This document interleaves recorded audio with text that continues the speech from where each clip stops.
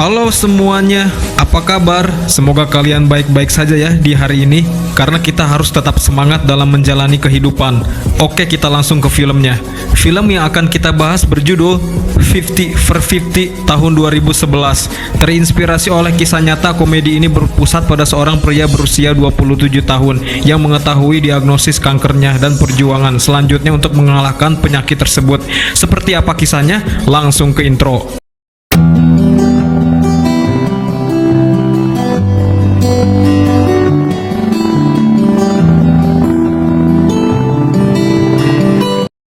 Kisah akan berfokus kepada anak laki-laki yang sedang berolahraga bernama Adam. Berlari ke kota melewati jalur sepeda. Di situ dia berhenti di rambu lalu lintas menunggu dengan sabar. Meskipun tidak ada mobil yang datang, pelari lain berlari melewatinya. Tetapi ia menunggu hingga rambu berubah untuk mendapatkan hak jalan. Ia mulai berlari lagi tetapi merasakan nyeri di punggung bawahnya dan mulai meringis saat berlari. Ia pun pulang ke rumah dan mandi, sementara pacarnya Rehal sikat gigi bertanya, "Kemana barang-barangku menghilang?" Adam mengatakan kepadanya bahwa aku meletakkan semua barangmu ke dalam lacimu karena aku sering menaruh di sana. Kurasa itu masuk akal. Ia pun tersenyum. Karena kita akan menetap selamanya, mengatakan kepadanya bahwa aku akan bekerja lembur untuk pameran galeri yang akan datang.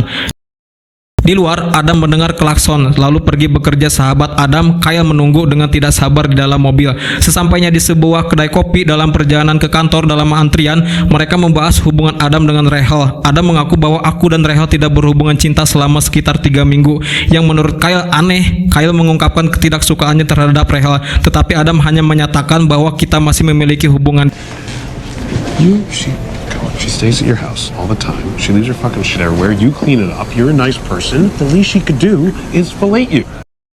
Di kantor, Adam memberitahu bosnya bahwa aku telah menyelesaikan penelitian tentang gunung berapi yang telah dikerjakan selama 2 minggu dan meminta maaf karena terlambat. Bosnya menertawakannya meskipun tampak baik ia tidak melanjuti poin-poin tersebut. Adam menyadari bahwa bosnya tidak peduli. Kyle mengatakan bahwa pria itu hanya menginginkan segmen radio. Keduanya melanjutkan pekerjaan mereka. Anyway, I'm such a fucking asshole. I'm the king of the fucking world. Suck my dick. Man, My friend Adam so has out been here. dick sucking 6 fucking months.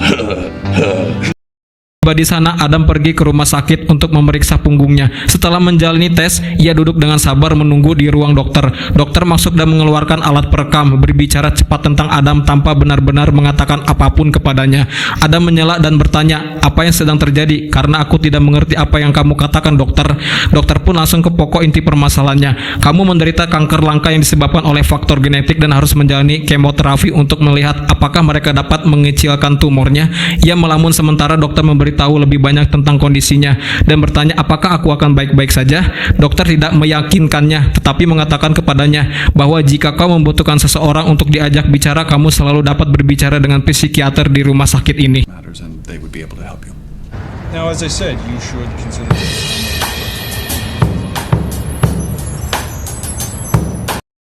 Adam memberitahu Rachel tentang berita itu, mengatakan kepadanya bahwa aku tahu itu adalah hal yang sulit untuk dihadapi. Adam mengatakan kepadanya bahwa jika aku tidak dapat mengatasinya, kamu memiliki kesempatan untuk pergi sekarang. Tanpa perasaan kesal, Rachel memasang wajah tegar menutupi ketidaknyamanan dan ketidakpastiannya dengan memeluk Adam, mengatakan kepadanya bahwa kita akan dapat melewati ini.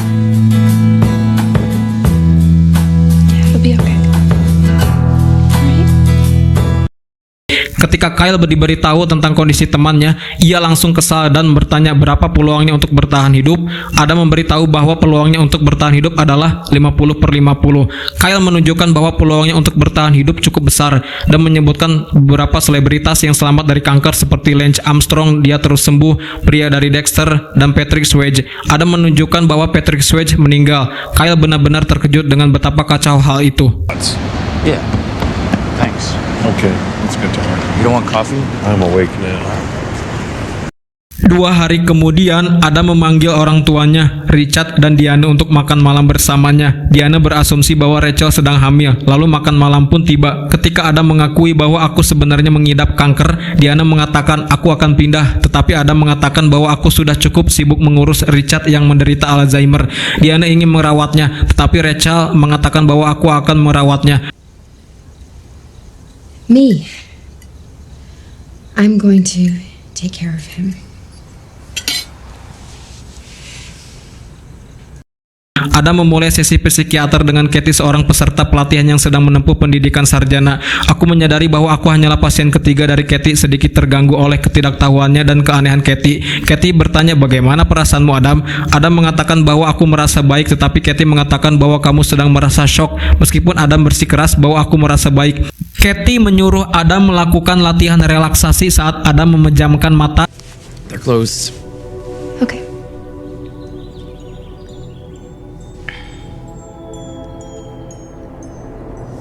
No peeking. Keep your eyes closed. Ia membukanya kembali di rumah dengan Rachel berdiri di sampingnya. Dengan sebuah kejutan, seekor anjing tua bernama Skeletor yang ia selamatkan dari tempat penampungan hewan. Awalnya Adam tidak menyukainya karena ia sudah tua, tetapi setelah Rachel memberitahu Adam bahwa jika anjingnya akan dikembalikan ke kandangnya, ia akan disuntik mati. Lalu Adam pun menerima anjingnya tinggal di sini.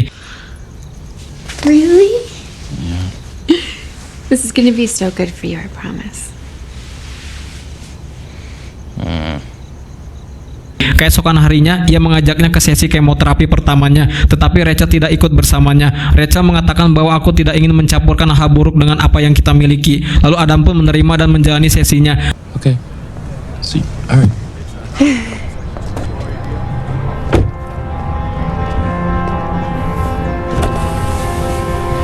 Good luck.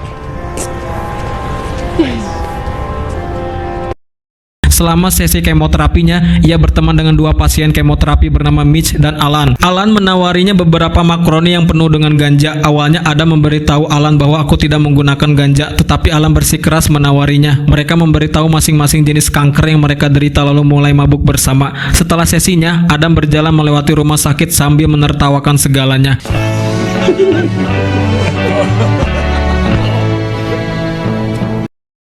Malam itu Adam terbangun, obat-obatan dalam tubuhnya membuatnya sangat sakit. Ia membangunkan Rachel yang khawatir tetapi tidak bisa berbuat banyak.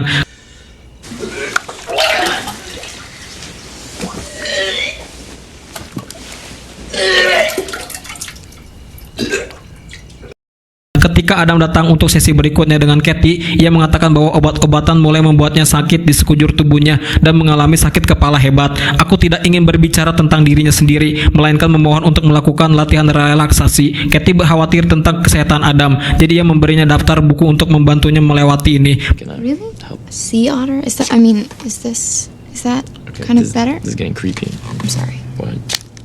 Okay, you don't like that. That's fine.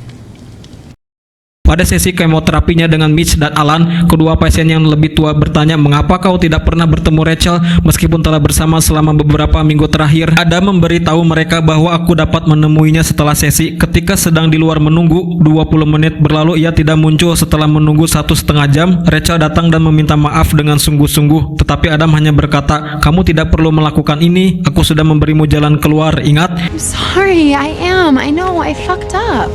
Like I gave you an out. I'm doing my best.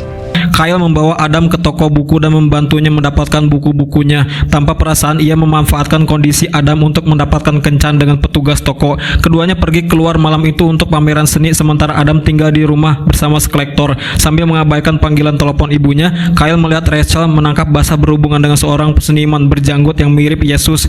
Ia sangat gembira menemukan bukti yang ia butuhkan untuk menyingkirkannya dan dengan antusias mengambil foto pasangan itu yang sedang berciuman.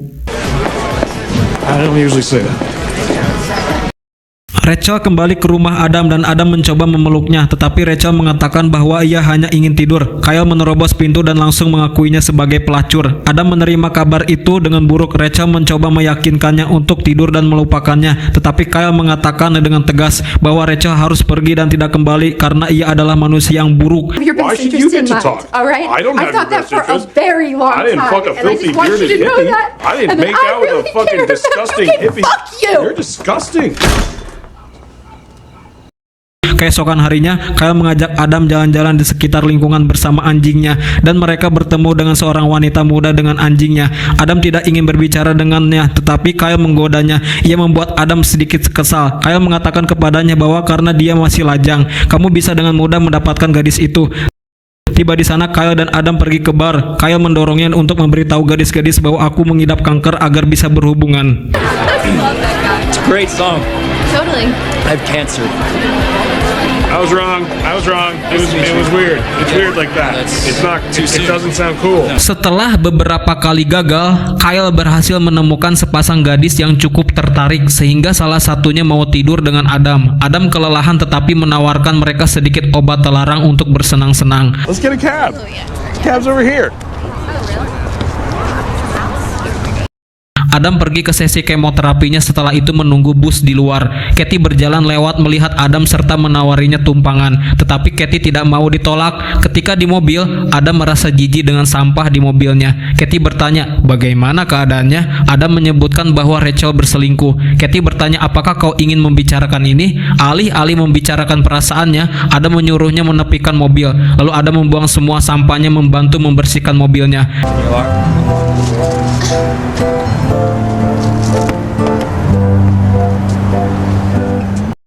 Ketika Katie mengantarkan sampai di rumah Adam, Katie memberikan nomor ponselnya. Adam sambil bercanda bertanya, apakah aku berhasil mendapatkan nomor telepon untuk kencan? Kecanggungan situasi meningkat ketika Katie mengatakan kepadanya bahwa itu hanya untuk keadaan darurat, seperti ketika aku membutuhkan seseorang untuk diajak bicara. Good night. Night. Thank you.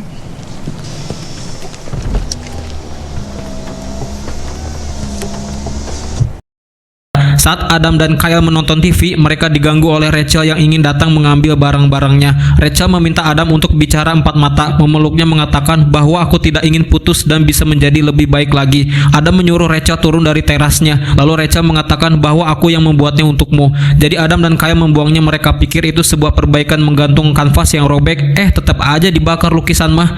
Said so long, left me standing all alone and It actually looks a lot better. It's not that bad like this. Yeah, we can hang this up. Kyle menongkrong bersama Adam, Mitch, dan Alan. Mereka tampak mabuk bersama. Istri Mitch membawakan mereka teh gandum. Istri Mitch berpelukan sebentar sebelum istri Mitch yang berbelanja. Adam jelas terpukul oleh betapa pedulinya hubungan mereka melihat apa yang diterlewatkan olehnya saat bersama Rachel. Adam menjalani kemoterapi dan hanya bertemu dengan Alan. Ia bertanya tentang Mitch, mengetahui bahwa Mitch meninggal tadi malam. Adam terkejut menghabiskan beberapa hari berikutnya dalam keadaan linglung. Ia pergi ke pemakaman Mitch dan kemudian ke kantor Katie. Adam mengatakan bahwa aku tidak akan berhasil. Bagian terburuknya adalah semua orang mencoba untuk mendukungnya, tetapi mereka semua terus mengabaikan fakta bahwa aku akan meninggal. Adam mengatakan bahwa ini hanya membuang-buang waktu dan aku tidak ingin hanya menjadi bahan tertawaan yang diceritakan Katie kepada orang-orang di pesta koktail. Katie membuat Adam khawatir tentang kondisi mentalnya.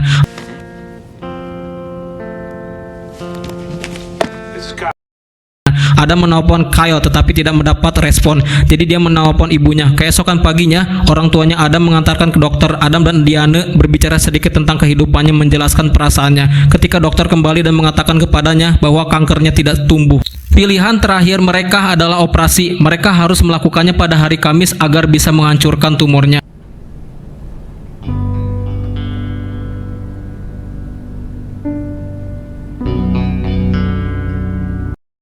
Malam sebelum operasi, Adam dan Kyle duduk di tepi pantai mengenang masa muda mereka.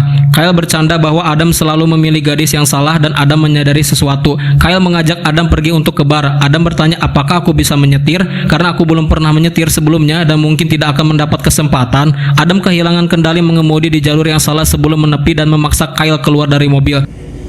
Get out of the car. Get out! No, dude, get out! I can't fucking get out! Jesus Christ, man!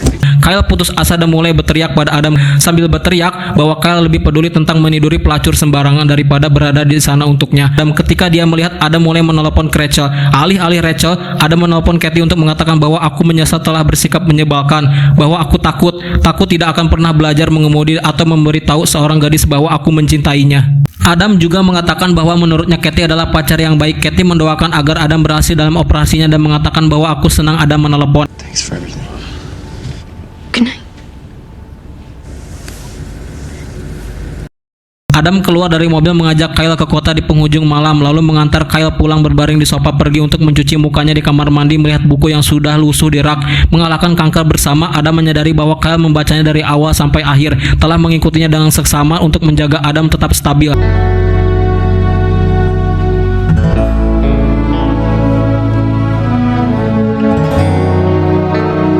Dia tersenyum dan berjalan pulang di tengah hujan. Keesokan paginya, Adam bangun dan perlahan-lahan mempersiapkan diri memberi makan anjing, menciumnya untuk mengucapkan selamat tinggal. Ia menemukan Kyle menunggu di luar dan mereka pergi ke rumah sakit.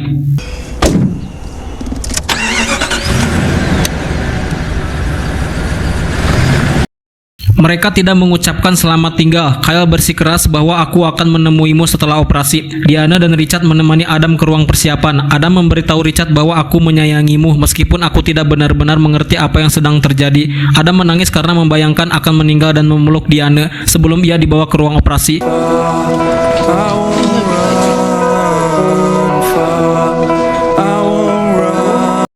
Kathy duduk di luar ruang tunggu dekat orang tua Adam dan Kyle. Mereka menunggu dengan cemas kabar tentang bagaimana operasi Adam berjalan. Dokter keluar dan memberitahu mereka bahwa Adam masih harus menempuh jalan panjang, tetapi ia akan pulih sepenuhnya. Kathy mengunjunginya malam itu. Adam mengucapkan terima kasih padanya sementara ia sangat mabuk morfin buang air kecil ke dalam kantong. I'm peeing right now. I'm not gonna look.